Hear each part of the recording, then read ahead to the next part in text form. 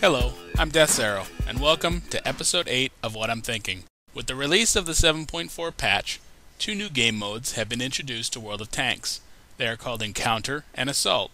In this episode, I will take a look at the Encounter game mode. The one thing to note about both of the new game modes is that they are selected randomly with a 60% frequency for standard battles, 20% for Encounter, and 20% for Assault. This has quickly become a source of friction for the player base, as many would prefer to be able to select which mode they want to play rather than being randomly assigned. The Encounter battle mode has a single unassigned base with both teams spawning at opposite sides of the base. The goal is to capture the base or destroy all enemy tanks. If both teams are in the capture circle at the same time, no capture takes place. Like standard battle mode, damaging enemy tanks in the cap circle will reset the cap bar. One thing to note about the base capture in this mode is that the rate of capture is significantly slower than normal, making it difficult to win by base capture. The maps, which currently allow encounter battles, is Halluf, Ensk, Himmelsdorf, Murovanka, Ruinberg, Siegfried Line, and Steppes. What's interesting about this new game mode is that the capture circle is located at a different part of the map than in standard battles. Team spawn points are also different in many cases. This leads for the need to use different tactics. And since the game mode is pretty new, players are still figuring out how to play it. A few things I've noticed pretty quickly. Cap rushing does not work. As I previously mentioned, base capture takes a significantly longer time than standard mode. This leaves the capping team very vulnerable and easy to pick apart. One viable cap rush tactic, which I've only seen work on El Halluf, is what I've termed baiting. A single tank hides behind the rock in the cap. Most of the defensive locations on the ridge cannot get shots on that location, forcing them to move to less protected positions to shoot the capper. This allows the capping team good shots at those tanks. The only danger with this technique is arty, as they can easily splash around the rock, making capping out the base next to impossible. From what I've seen so far, the team that controls the area between the spawn points will typically win an encounter battle. This is because of the new map setups, which make flanking much more valuable. A team that can break through to the enemy's spawn will have unfettered access to their rear flank. Being forced to fight enemies from two directions is a losing proposition. This makes it critical to either break through or defend the area between the spawn points. It should be noted that the encounter game mode is very balanced. In my experience thus far, neither spawn location on any of the maps has a particular advantage over the other. Distance to the cap circle is equivalent, and defensible positions near the spawns are similar.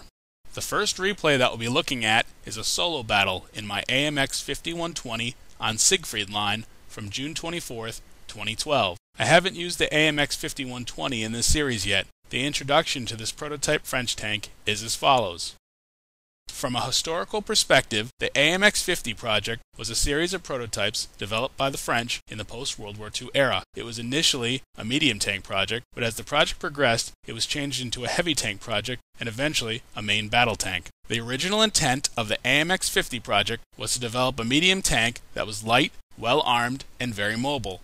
Expectations for the project were very high. It was hoped to create a tank with the protection of the Panther, the firepower of the Tiger, the mobility and abundance of the T-34, the reliability of the M4 Sherman, and all that weighing less than an M26 Pershing. The prototypes developed for the AMX 50 project drew their inspiration heavily from German tank designs, including the hull, overlapping road wheels, engine deck, sprockets, and tracks. The distinctive feature of the AMX 50 series was the use of an oscillating turret and auto-loading gun. The French were the only country in the world at the time to produce operational auto-loading systems. The AMX 5120 was the third AMX 50 project and was started in August of 1951 by the State Weapon Design Bureau. This prototype was armed with a 120mm gun in response to the perceived threat posed by Soviet heavy tanks such as the IS-3 and T-10. To accommodate the 120mm gun, an enormous turret was required. The armor was also increased. These changes resulted in a significant increase in weight, pushing this prototype into the heavy tank class. There were two significant issues with the AMX 5120. The 120mm gun caused reliability issues due to the weight of the rounds. The other issue was with the engine, which was only reliable if the power output was limited to 850 horsepower, causing an unsatisfactory horsepower per ton ratio and robbing the tank of its mobility. Ultimately, none of the prototypes developed for the AMX 50 project ever saw service. As the project dragged into the late 1950s, heavy tanks were being phased out in favor of main battle tanks due to mobility and hollow charge technology. The engine reliability problems were never solved, which eventually led to the termination of the project. In World of Tanks, the AMX 5120 is a crossbred tank that has the mobility of a medium with the firepower of a heavy. Much like most of the high-tiered French mediums and heavies, this tank has very thin armor, which essentially turns the tank into a pool of hit points, as you won't bounce many rounds. The auto-loading 120mm gun is the hallmark of this tank, giving the 5120 significant punch. It should be noted that the 120mm gun has a 4-round magazine, rather than the 6-round magazine of the other auto-loading guns. The reload time of the magazine is approximately 30 seconds, during which time the tank is defenseless. Much like the AMX 1390, having a plan for that reload time is the key to survival in this tank. The AMX 5120 is well suited as a support tank. It has the mobility to flank and the ability to be an effective sniper. The 120mm gun has good penetration, which allows you to take on many tanks frontally. Brawling is generally not a good plan unless you can take out your opponent with the current magazine. For equipment on this tank, I recommend a vertical stabilizer and an enhanced gun laying drive to improve gun accuracy, as well as ventilation to improve all crew skills along with shortening the magazine reload times. For crew skills, I still prefer repair on my heavy tanks, especially French tanks due to how much module damage that they take. Tracking is particularly dangerous when you don't have any armor. Other useful skills would be recon, snapshot, smooth ride, and brothers in arms. If you do go with brothers in arms, I recommend training it as early as possible since it is a perk and must be 100% before it works. The map for this battle is Siegfried Line. This map features a town on the eastern side of the map and a broad open field on the western side. The division between the two areas of the map are lined with dragon's teeth, which are square, pyramidal fortifications of reinforced concrete used to impede the movement of tanks and channelize them into killing zones. In the encounter game mode, the spawn points are located at the northwestern and southwestern corners of the map, at either end of the open field. The capture point is located in the middle of town. From what I've seen so far, control of the field is critical to winning. Either pushing through the enemy's rear guard or keeping the push at bay from the various sniper locations on the rise adjacent to the field are viable tactics. Fighting in town tends to be fierce, and there isn't much cover in the cap circle. Reviewing tank composition for this battle reveals the following. This is a Tier 9 encounter battle with 3 Tier 9s per side. My team has an additional Tier 8, while the enemy's team has an additional Tier 7. Both teams have 3 arty pieces. The enemy has some hard-hitting TDs, which could be an advantage to them if they deploy correctly. I don't recognize anyone in this battle. I'm starting from the northwestern spawn point. Based on the map and the tank that I'm driving, I feel that it's in my best interest not to go to town. This tank is not a good brawler and really requires good flanking to get good shots in.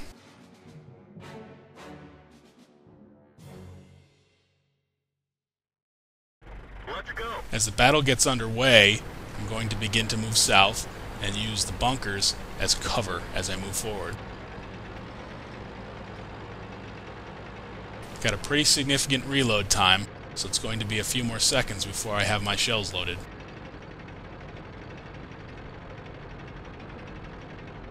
I've moved up to the first bunker at C2. I have some support behind me at B4, although the majority of the team is moving along the A and B row. As I set up shop here, I spot a T-44 coming towards me. Begin to put rounds into him. First shell bounces. Second round penetrates. He slides behind the bunker here. I move forward and wait for him to come out. He does me a favor and keeps coming forward. Another hit. Fourth hit, I've taken him down to 57 hit points, but I'm out of shells. I'm backing up into cover here. And already knocks him down. Got a PZ-38NA at the next bunker. I am reloading here. This gives me a chance to review what's going on in the battle. Looking at the minimap, we have 5 tanks moving into town at D8 and 9. There's 2 tanks at D6. As my reload is just about finished, I'm going to move forward here and take cover behind the next bunker. The enemy is capping the base. This really isn't a particular danger this early on, especially with the number of tanks covering town.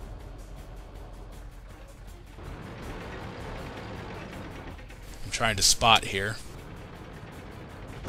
bounce a shot from a T-25 AT. He's now visible. I line him up and put fire on him. And knock him down. I back up behind cover as I'm reloading again. Looking at the mini-map, the enemy has 2 tanks spotted on the south side of town. We have numerous tanks in town. No one is currently capping. We currently have a 4-tank lead. I begin to move forward as my reload time is getting down towards 0. I have support here. I have an AMX 1390 and there's a TD at the bunker behind us. Spot a T-29 ahead next to the bunker. I slow down and line up my shot here. First shot's a hit. A little bit of a low roll there. Second shot is also hit. Similar damage. T-29 disappears. I fire a blind shot there. It looks like it hit. Looks like the second blind shot hit as well. There's an M103 over there at the edge of town. He's firing at our AMX 1390. The AMX 1390 also spots a Panther. My team begins to cap. Not sure that's a particularly smart move here, given that the enemy has some pretty heavy hitters still remaining. Trying to get a snipe shot in here at the M103, although I have a pretty good reload time left still. I'm using this bunker as front cover from that T-29 and Panther. As my reload comes up, I take a shot and I actually hit the rocks at the top of the wall. Not going to waste another shot since I only have a 4-round clip. As I slide up here, the T-29 comes into sight. He's got under 100 hit points. He's one-shottable. Panther's using the bunker. He's actually not looking my way. I had previously forced to reload, which looks like not to be the best move as I can't support our 1390 here. I tend to be a little overzealous with the forced reloads at times. Artie's been spotted, M12 in the background. As the 1390 takes down the T-29, I begin to move up on the Panther as my reload starts to wind down. Panther's backing up into cover here. We've just lost 3 tanks here, including our E-75. Begin to put fire on the Panther. Take him down with 2 shots. Now I'm lining up their Artie. Hit my shot, leave him at 34 hit points. Missed my second shot as I begin to reload. 1390's closing in on the Artie. We also have an M18 Hellcat over here with us. The enemy has left this side fairly lightly defended considering how powerful some of their TDs are. Artie is down. Still 2 more Artie. As we begin to move up on the Dragon's Teeth here. S-51 has been spotted. He's turning to track the 1390. He's beginning to put fire on him. Looking at the mini-map here, the enemy has 3 tanks spotted on the edge of town. They're down to 1 Artie now. As I come up on the Dragon's Teeth and my clip is reloaded, I have flank shots on their Ferdinand. First shot misses low. Second shot is a hit.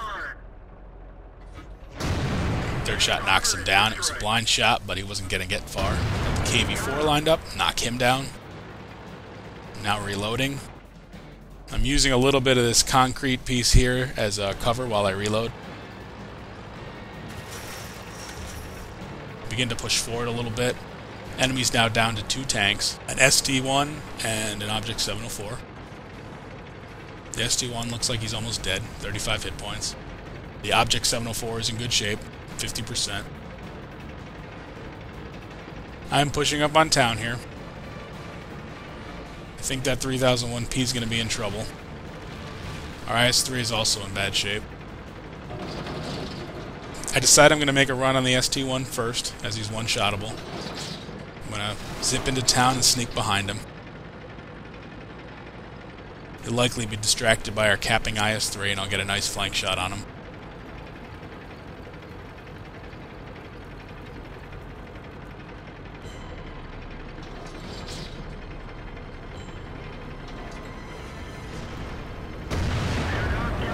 Bang, knock him down. Nice shot on the move there. Object 704 looks cornered at 618 hit points. Although our AMX 1390 is in trouble there. I'm coming around from the backside here. which is a smart move so I don't have to face his gun or his better armor. Come up on him from behind, hit him once on the move, reload, finish him off, and win the match.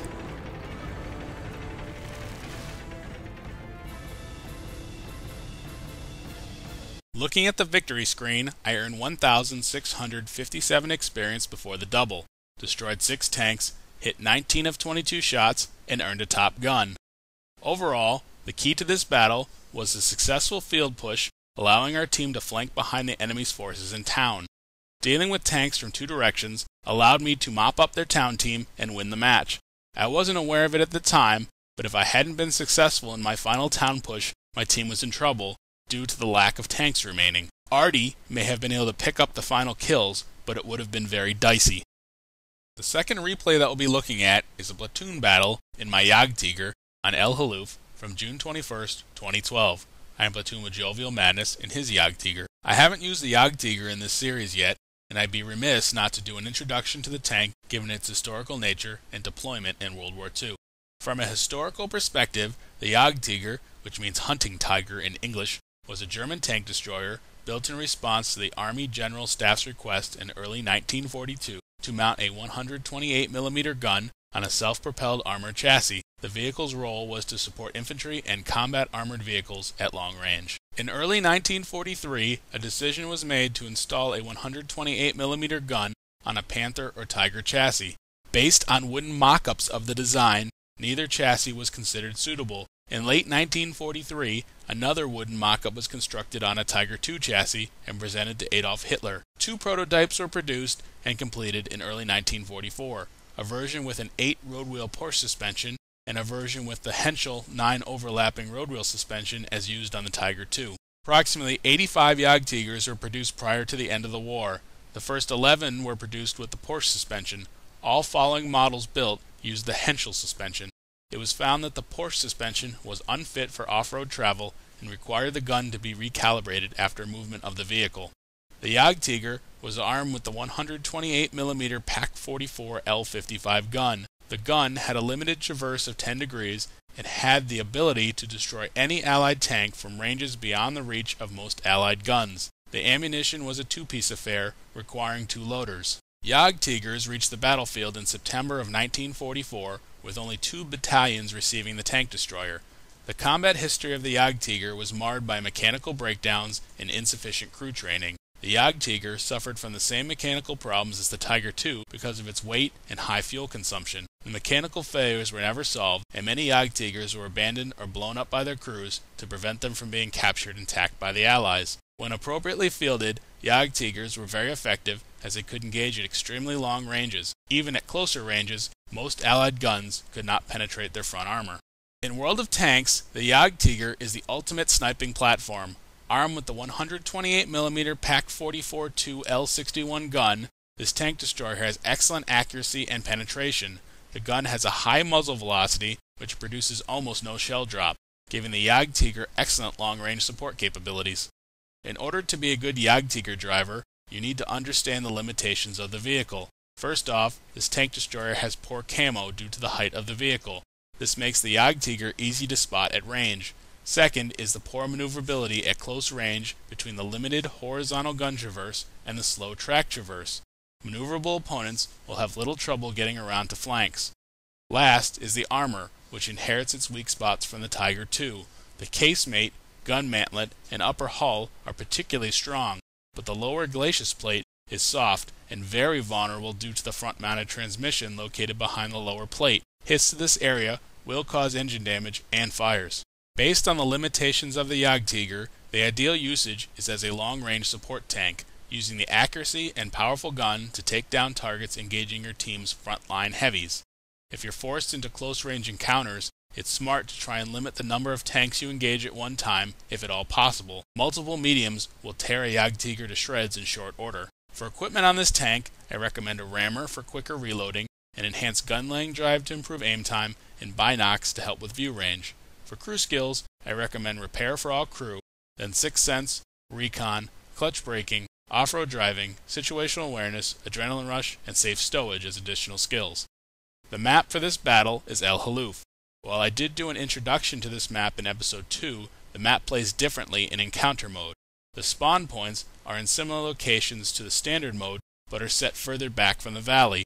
The cap circle is located in B3 and B4. Typically, the beach rush is still in play, and it's critical to stop a push from this direction. Assuming the beach is controlled, the map plays a lot like Province did at high tiers, with good spotting being critical to success. As mentioned earlier, there's a large rock in the middle of the cap circle, which allows for the baiting technique. Reviewing tank composition for this battle reveals the following. This is a tier 10 battle with a single tier 10 per side. While both teams have the same number of tier 9s, the enemy team has more mediums. The enemy's team has one additional tier 8, while my team has an AMX 1390. Both teams have 3 arty pieces. The enemy definitely has a mobility advantage, while my team has the firepower advantage. While I don't recognize anyone in this battle, a war platoon could cause trouble as they are generally good players. We are starting from the southern spawn point.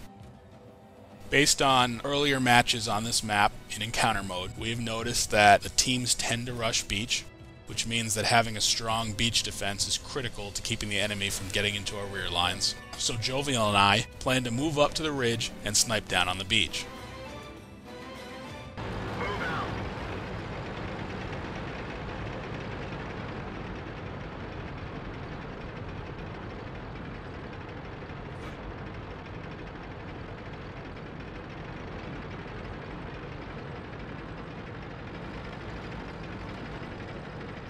Looks like we're going to have some cover in front of us. AMX 1390, Lorraine. IS-8's going to snipe, although I don't consider that to be particularly useful because the IS-8 has very poor gun depression. Enemy T-54 spotted across the valley. Hit him on my first shot. On the move. Really nice hit. Jovial also pops him for the kill. Type 59 rushing valley now. Not quite sure why these enemies are going one at a time. Got a nice hit there on the 59. Lining up that pattern on top of the ridge. If you actually look at the sniper view, he was actually so far out I couldn't see his tank body. Got a Tiger 2 here moving down to the valley. These enemies continue to lemming in. Usually the best move is to have everyone move at one time. Jovial gets the kill on the Tiger 2. The enemy beach rush has basically been defeated here. They still have some mediums left, but pushing down at this point would be a futile effort.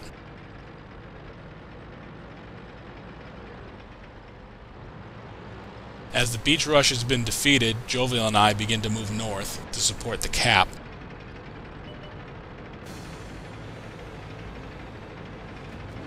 Two of the remaining enemy mediums are at D8. Another one is at F0. Looking at the mini-map here, we've got 4 mediums in the valley and a light. Batchat is moving north on the opposite side of the valley. The enemy is now capping. Now this is the baiting technique that I talked about in the intro. The enemy has an M103 behind the rock up there at cap. He just popped up. I have no shot at it from the location I'm at. The Batchat, though, is actually behind him. Something that I don't think the enemy really thought was going to happen. Now, this technique is good as far as drawing tanks out into the open, but where it fails is the fact that Arty can splash that location with impunity.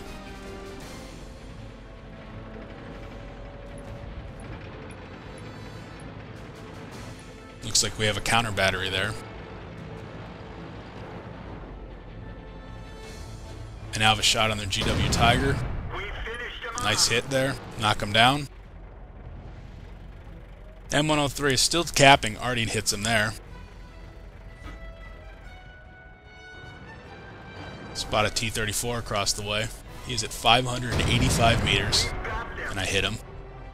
The Jagdtiger gun is particularly effective against long-range targets, between the pen, no shell drop, and very high velocity. Our Lorraine and AMX 1390 are kind of pinned down where they are by that patent.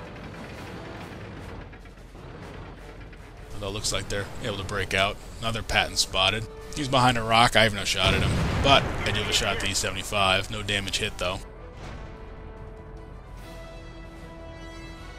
Jovial's behind me to my right. Take a blind shot on the E75.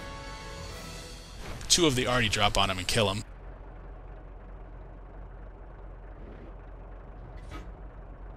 Lorraine's tracked in the open and knock him down. Trying to get a bead on this T-34. He disappears though. Take a blind shot. I don't know if I hit. Probably not. We've got a nice spread here. The enemy's going to be very hard pressed to get to the cap. We have defenders along the rocks on the opposite side. Pretty good shape here. Enemy T-110 is exposing himself. Begin to put shots into him. Looks like my first shot missed. Weakened Patton. I'm going to try to take him out and pass on it. Hit the T-110. No damage.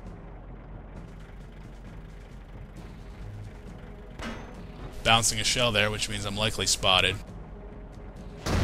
Take another shot at the T-110. T-110 turns fire, hits me for some damage. Back up behind the rock. Still somewhat exposed here, although the enemy's down to one arty. Depending where he is, he may or may not have shots at me. Patton behind the rock over there. Taking fire. Bounce another shell. Likely the T-110 again.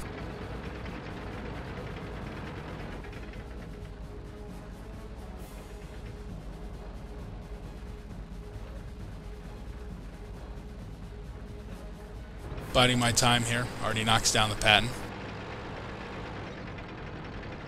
No point in being too crazy. Begin to move north more to support the cap in case the enemy has some more tanks there.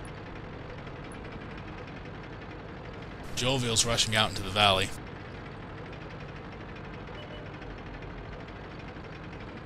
Batchat spotted. He's in the middle of town.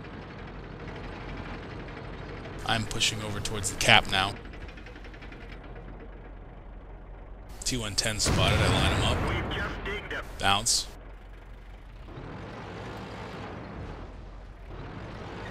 T-110's lower plate can be tricky at times. That time I hit him. He's one-shottable. Already knocks him down.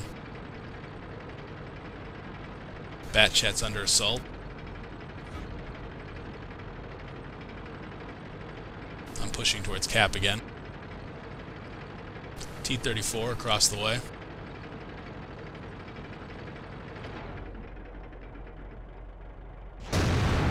Fire at the same time. I hit him and kill him. He drops a shell in front of me. Batchat's been knocked down by our E-100. With one enemy tank remaining and being arty, I decide to push cap. There's probably no point in me trying to get up the other side of the valley, as by the time I got there, there's no chance I'd get any shot at arty. I'm on the far side of the rock, assuming that the enemy arty is somewhere on the 0 column, probably E or F0. As you see, the cap is slow, although it is faster with 3 tanks on cap. Although the speed isn't particularly fast in comparison to the standard mode, where we would have already capped out the enemy base. E-100's approaching the top of the hill. Jovial's about halfway up. Got a heavy down at F8 who's pushing up the hill as well.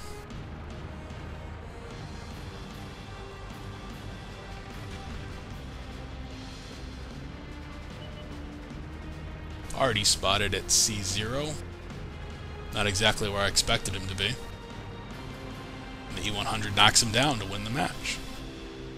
Looking at the victory screen, I earned 1,039 experience before the double, destroyed 3 tanks, and hit 11 of 16 shots. While the experience earned might seem low considering that I did almost 3,800 points of damage, you have to consider that you give half of the experience for each hit to the tank that was spotting for you when you can't spot that tank yourself. Overall, defending beach early on stopped the enemy's ability to flank my team. It significantly limited their opportunities. While the enemy attempted to bait my team out of cover by capping the base, it was ineffective as the team was in position to snipe that location without exposing themselves while allowing Artie to work the M103 down. Once the cap was under control, I used my firepower advantage to continually snipe at the enemy across the valley at a distance where they wouldn't be able to spot me and return fire. Thank you for watching this episode of What I'm Thinking. Stay tuned for another episode soon. In the next episode, I will take a look at the other new game mode, Assault. Before signing off, I wanted to mention that this past week I hit the 100 subscriber mark. Thank you to everyone that subscribed to my channel. I appreciate the support.